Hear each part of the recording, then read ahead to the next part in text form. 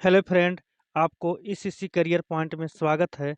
आप देख रहे हैं झारखंड के वन्य प्राणी संरक्षण अभयारण्य। तो चलिए हम देखते हैं, भारत में आपको 1972 ईस्वी में वन एवं वन जीव संरक्षण हेतु आपको कानून बनाया गया, जिसके तहत पूरे देश में आपको वनों को सुरक्षा दी गई। वनों के साथ साथ उसमें निवास करने वाले तमाम प्रकार के वन जीवों को भी सुरक्षा दिया गया। इस सुरक्षा हेतु देश के कोने-कोने में आपको राष्ट्रीय उद्यान और राष्ट्रीय अभयारण्य का स्थापना किया गया। उसी तरह से आपको झारखंड में भी आपको एक राष्ट्रीय उद्यान और 11 वन्य जीव अभयारण्य की स्थापना हुआ। इसके साथ-साथ कई जैविक उद्यान भी आपको झारखंड में बने। तो देख रहे हैं झारखंड, तो झारखंड में आपको एकमात्र राष्ट्रीय उद्यान है और 11 वन्यजीव अभयारण्य है और इसके साथ जैविक उद्यान है।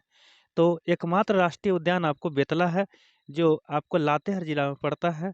और झारखंड का इस जो एकमात्र राष्ट्रीय उद्यान बेतला, जिसकी स्थापना आपको 1986 में किया गया था। इसका जो क्षेत्रफल है आपको 231.67 वर्ग किलोमीटर में आपको फैला हुआ है।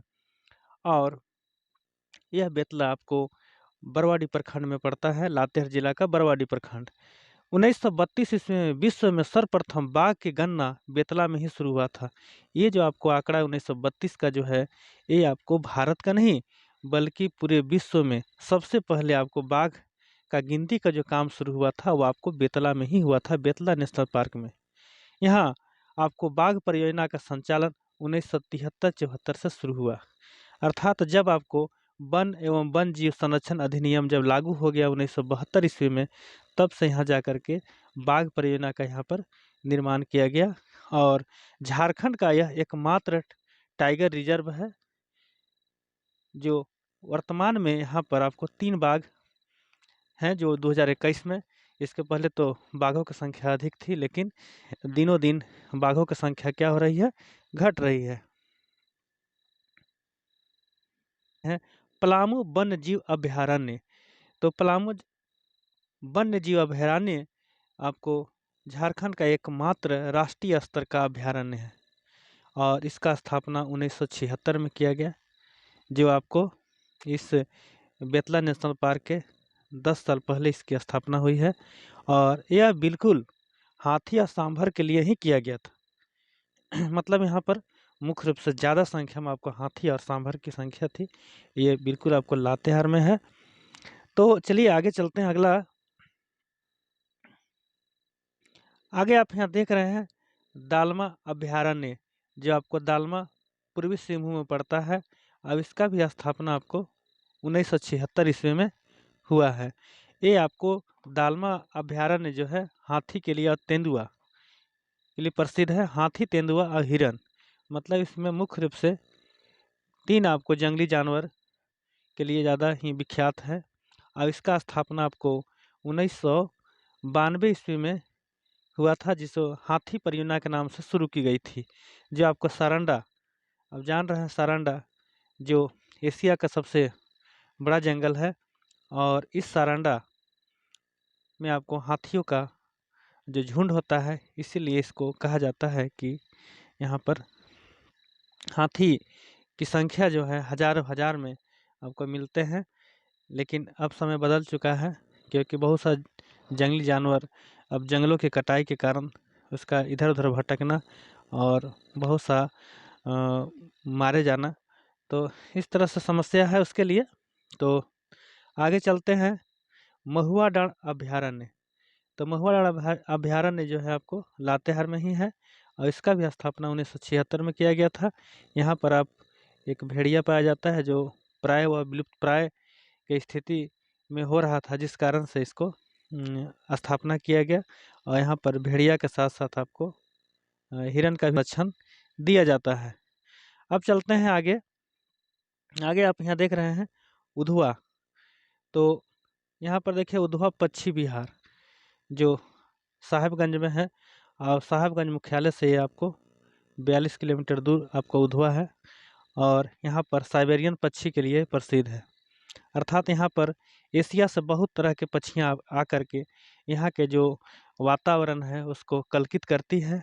यहाँ पर आपको 83 प्रकार के पक्षियाँ आपको ऐसे यहाँ पर आती है और एक निश्चित समय के लिए आती है और फिर चले जाती है। अर्थात जो आने वाले पक्षियाँ होती हैं वो एक मेहमान पक्षी के रूप में होती हैं।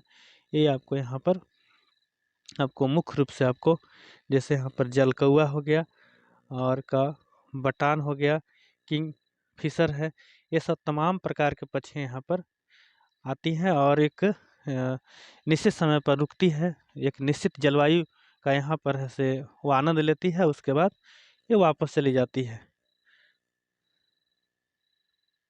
माँ तो कोडरमा जो जिला है उसी के नाम पर आपको कोडरमा अभ्यारण्य रखा गया है और इसका भी स्थापना 1985 में हुआ है और ये तेंदुआ, सांभर और नीलगाय के लिए आपको संरक्षित किया गया है। तो अब यहाँ अगला है पालकोट।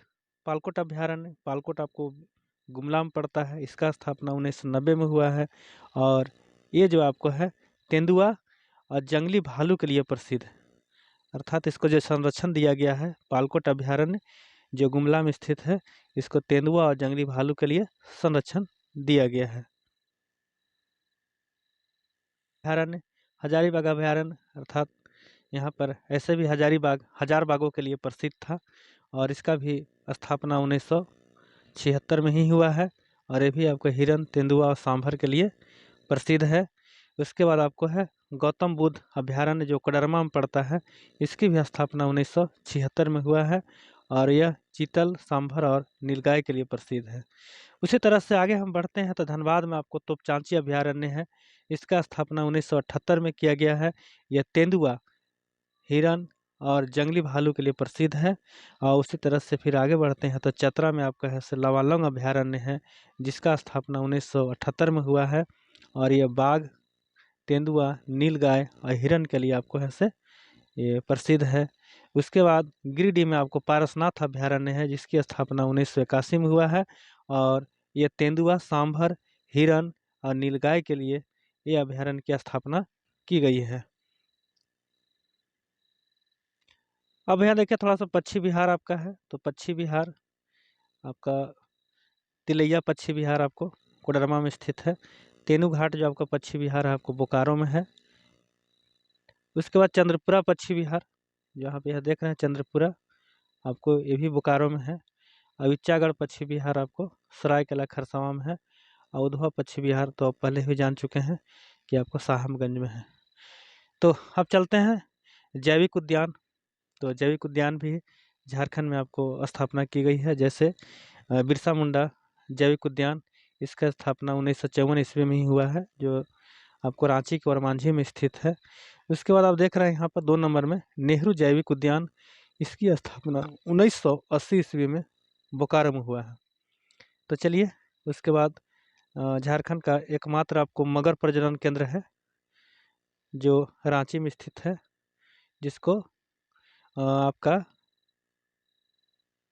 रांची के मुट्टारुका में ही आपको ये स्थित है, जो राष्ट्रीय राजकीय आपका मगर प्रजनन केंद्र है। बिरसा मृग विहार, बिरसा मृग विहार का स्थापना आपको 1987 में किया गया है। ये खुट्टी जिला में वर्तमान में है। इसका जो संरक्षण जो किया गया है आपको सांभर के लिए किया गया है, यहाँ बस थोड़ा सा लिखने में मिस्टेक हुआ है। और एक आपको मछली घर है, जब हम सभी जानते हैं कि आपको रांची शहर में है आपको, जिसकी स्थापना आपको 1918 में किया गया था। और यहाँ पर जो विभिन्न प्रकार के मछलियाँ, समुद्री मछलियाँ या कुछ विदेशी मछलियाँ जैसे अमेरिका का, अफ्रीका का, तमाम देशों के मछलियाँ को रख करके यहाँ पर आपको प्रदर्शनी किया जाता है, जिससे लोग देख करके जानते हैं, समझते हैं।